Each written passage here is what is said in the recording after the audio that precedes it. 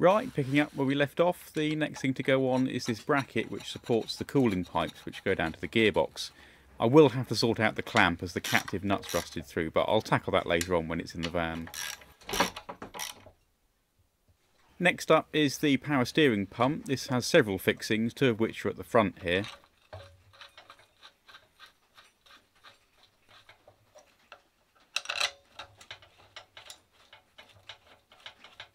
And two more at the rear which secure the bracket to the block.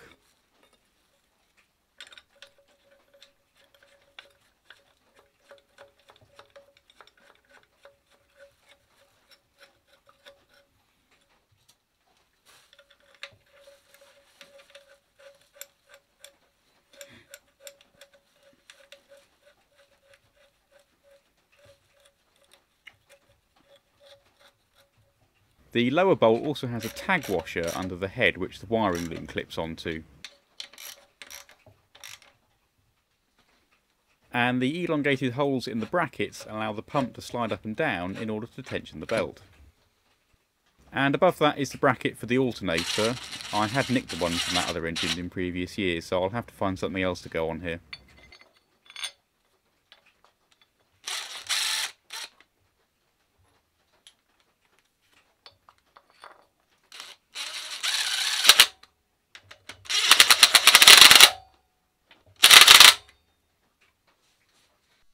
This one came off of another 1.7 engine. It was working fine the last time I checked, so I'm hoping it'll be good to use again.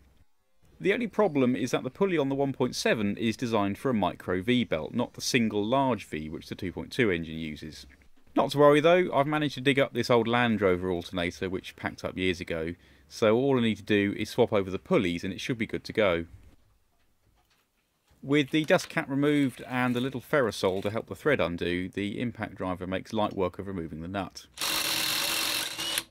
These are perfect for jobs like this where it's almost impossible to stop the shaft from spinning.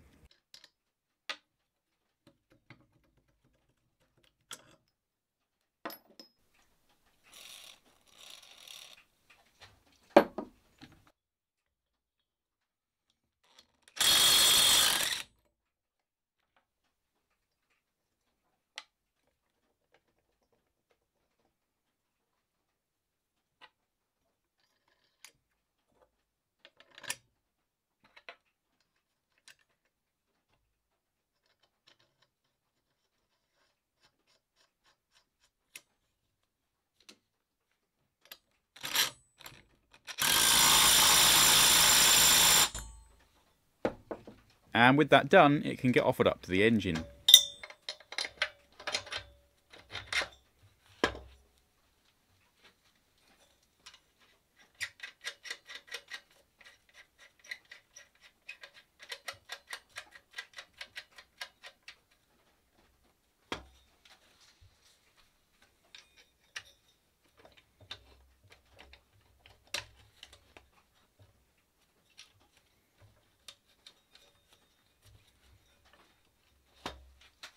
The first belt to go on is for the water pump and the alternator. This has to go on first as it sits behind the steering pump belt.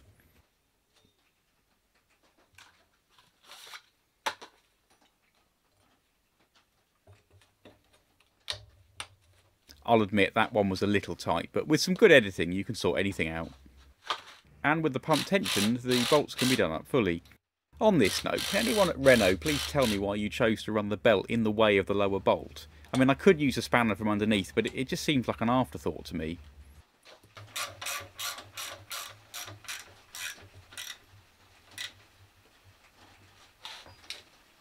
Interestingly, there's no tensioner on either of these ancillaries, you just have to pull or lever them to set the right tension.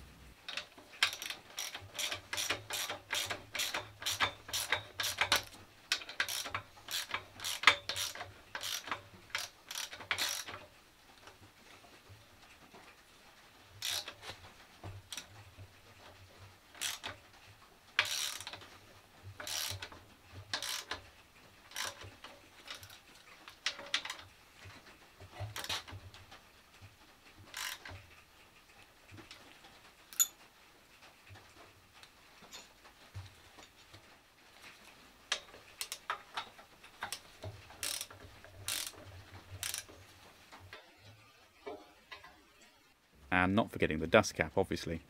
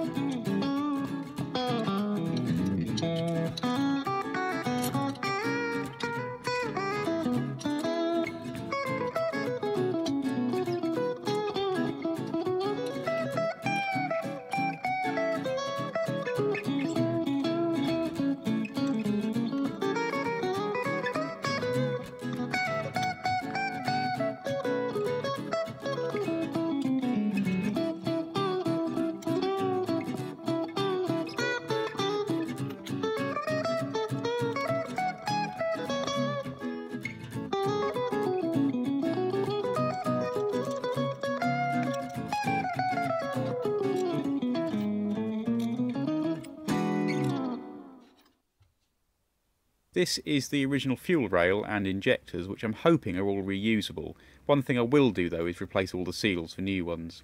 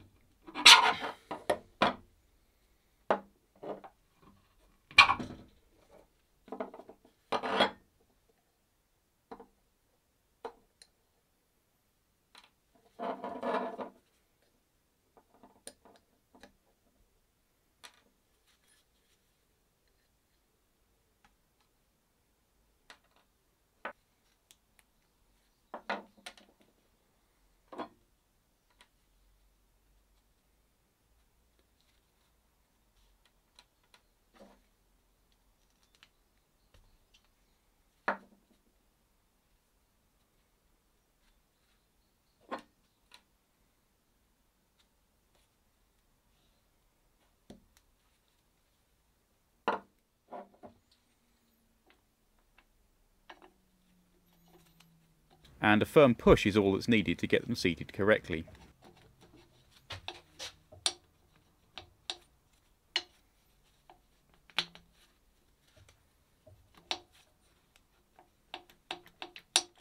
The original bolts have long been lost, so these are just new M6 ones with washers.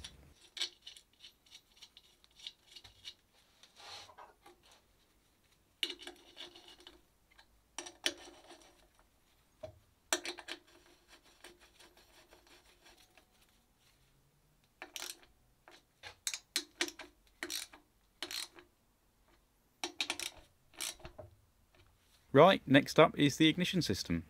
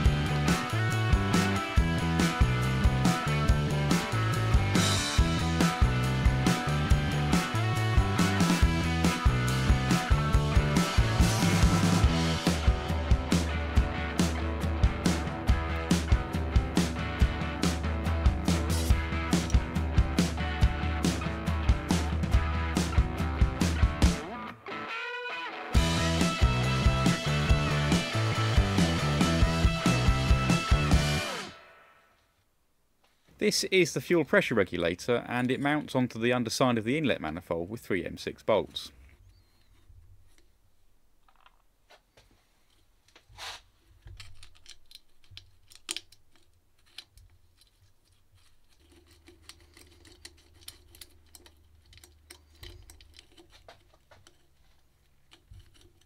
And in Renault's infinite wisdom, they decided to put an air hose right in the way of one of the bolts. Still, nothing a little ingenuity can't sort out. Well, that and a 10mm flexi head ratchet spanner. Alright, it's mostly the spanner, but I'm sure the ingenuity helped as well. And with that done, the new fuel hose can then be installed.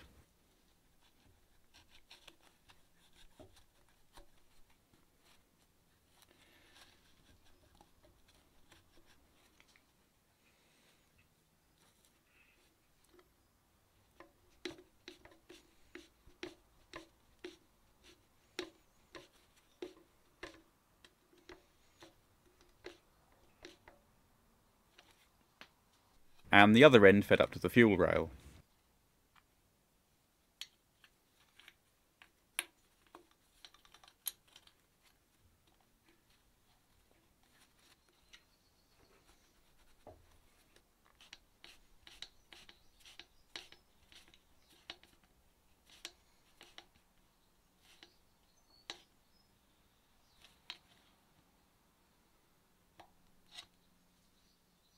This is an older style mechanical regulator which relies on vacuum pressure to operate, so it needs connecting into the manifold with this air hose.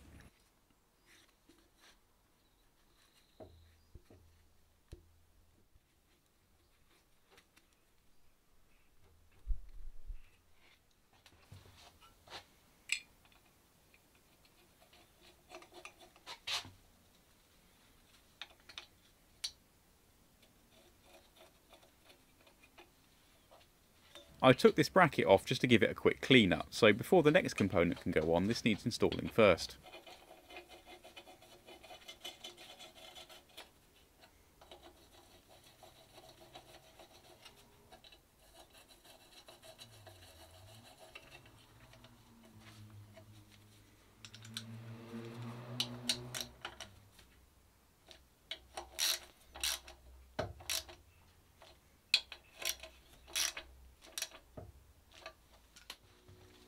And that next component is the idle control valve. This is electromechanical and uses a 12-volt solenoid to control a valve which allows air to bypass the throttle body, all controlled by the ECU.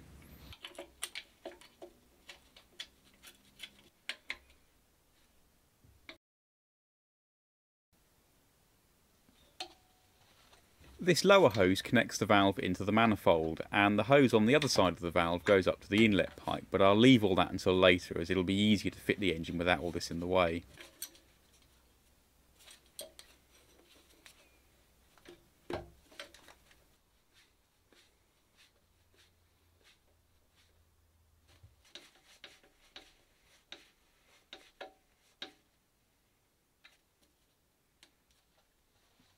The next job requires the engine to be set at top dead centre. To do this, Renault included a little window in the camshaft pulley cover which allows you to see the marking on the pulley when it's in the right position.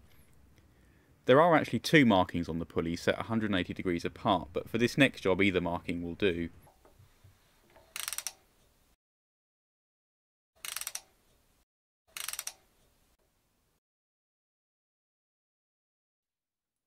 And after a little minor modification to the engine stand, the flywheel can then be installed.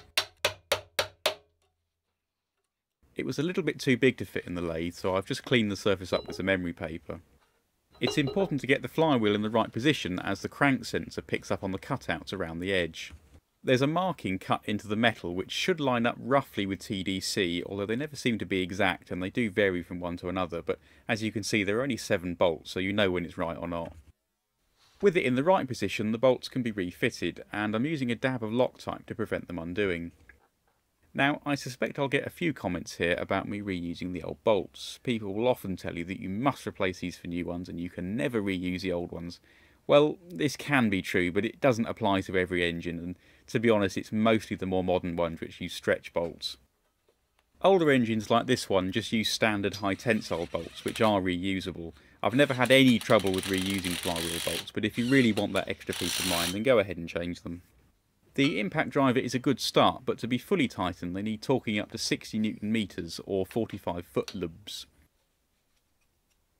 I'm using the older style beam torque wrench here. These don't seem to be that popular anymore, but they are actually more precise than the click type. They're just harder to use in tight spaces, but here it's perfect for the job.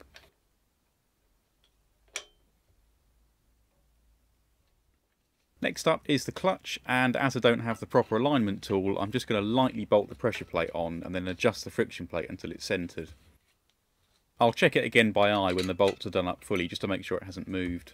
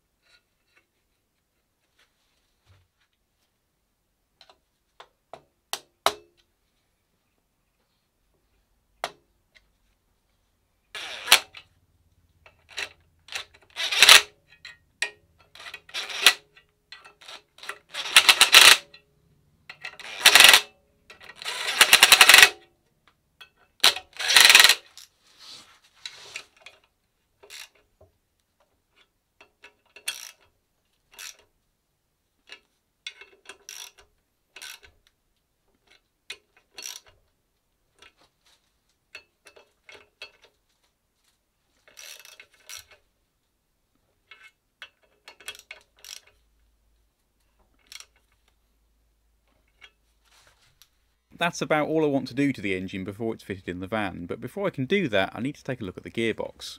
The one currently in the van is working fine. I mean, it does have a slight crunch on the synchro going from second to third, but if you're gentle with it, it's fine. But no, that isn't the issue I'm worried about. You see, the gearbox mounting flanges are all different between each of the engines, so the 2.2 engine won't simply bolt onto the gearbox from the 1.7. Now, when I got that other engine a few years ago, I also got the gearbox which came with it, so it should just be a case of fitting that, but of course, things are never that simple. I've had this gearbox for about 5 years now in storage, and if I'm honest, I've forgotten just how bad it is. It's clearly sat outside at some stage in the past. I don't know how long for, I don't know why. As you can see, pretty much every external surface is quite badly corroded. The only bits that have survived are around the output shaft there, and also the gear selector arm. Basically, where there was an oil leak of some sort, it survived. Everything else is covered in corrosion. The input shaft is in pretty bad condition as well, but I'm hoping it will clean up enough to use it. I'm not too concerned about the external corrosion. That should clean up okay. I'm more worried about the condition of the internals, because if they're no good, then I can't use this gearbox. That's the end of it, really. What I'm going to do then is open up the fill plugs and stick the endoscope camera down there, try and have a look at the internals, see what they're like. Hopefully they're okay.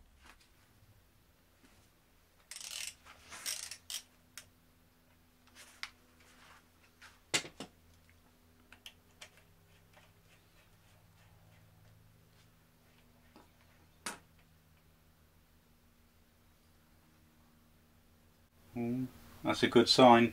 That's a good sign. It's looking good.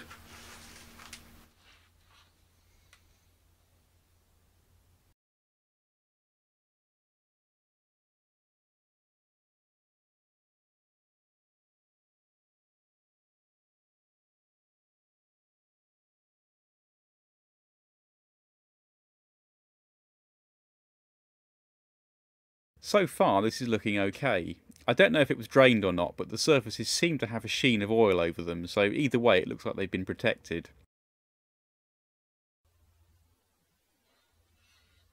That was the filler hole for the main gearbox, so I'm going to open up the drain plug now and see if there's any oil left inside.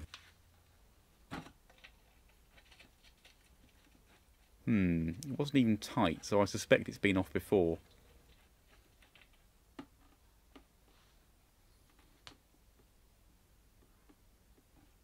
And that's it. So the likelihood is it was drained in the scrapyard, I guess as part of the decontamination process, but probably due to the angle I've got it at here, there were a few dregs at the bottom which have now been drained. I'd like to get a better view inside, so I'm going to take this plate off and try and get the endoscope further in.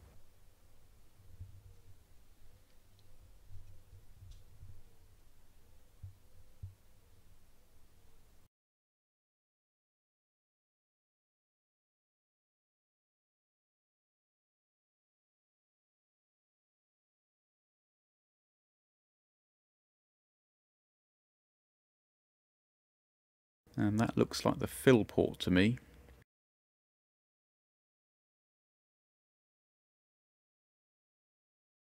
Can't quite get the endoscope through there, so I'll try a bit further down to the side.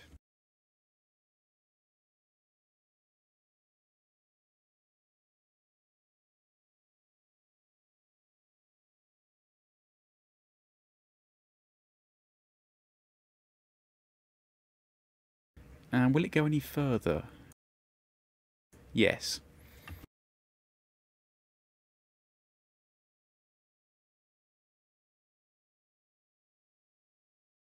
Well, that all looks fine to me. I've also done the same with the diff section, as that has its own separate oil compartment, and there's nothing anywhere which scares or worries me, so I guess the acid test is, does it spin freely? Yes, it does.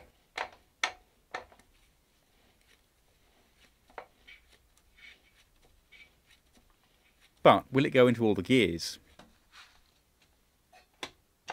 That's first, second, third, fourth, fifth, and reverse. Yep, that all seems fine to me, so fingers crossed with a good clean it should be reusable.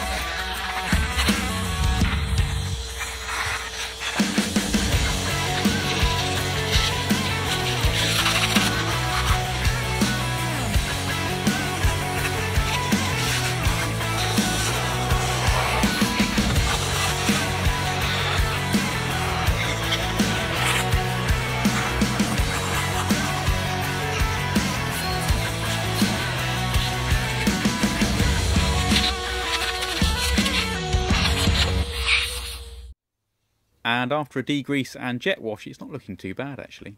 The input shaft is the next thing to look at. I'm hoping that the wire brush attachment in the grinder will be enough to clean it up.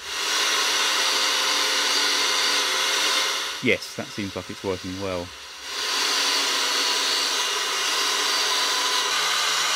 The splines are harder to get though, so I need to make sure I run down the length of them rather than just skipping over the top. That's easier said than done though.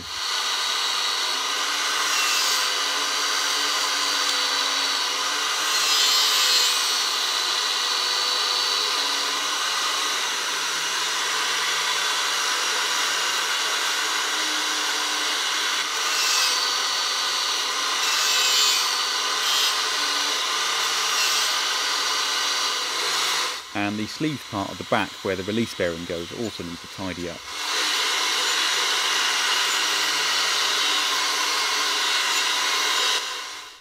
If you're looking at this and thinking there's quite a bit of play in that shaft, well, that's actually how they're meant to be. The gearbox itself is separate from the output drive, and the void behind here is dry, so this end of the shaft just picks up on the spigot bearing in the engine when the two come together. I'm using the old clutch here to check the fit, and that all looks fine. Luckily the rust was only on the surface. If it had been worse, or if there were signs of delamination for example, then I wouldn't have used it. The only other thing I need to do is to remove the drive shaft cups. These are held in place with a roll pin which needs knocking through.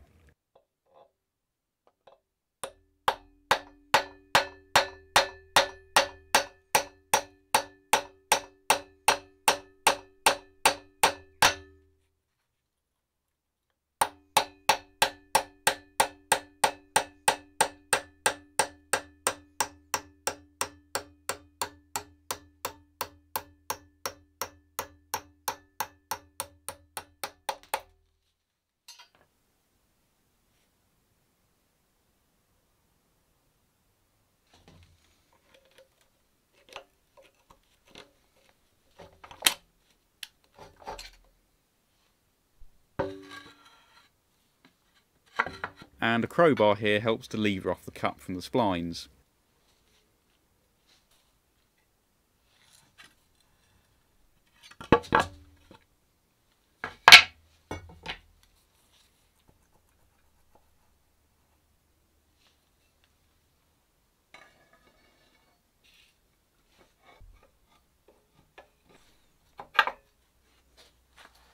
Right, that's the engine and gearbox ready to go, so join me in part 5 when I take a look at the van itself and start stripping out the old engine.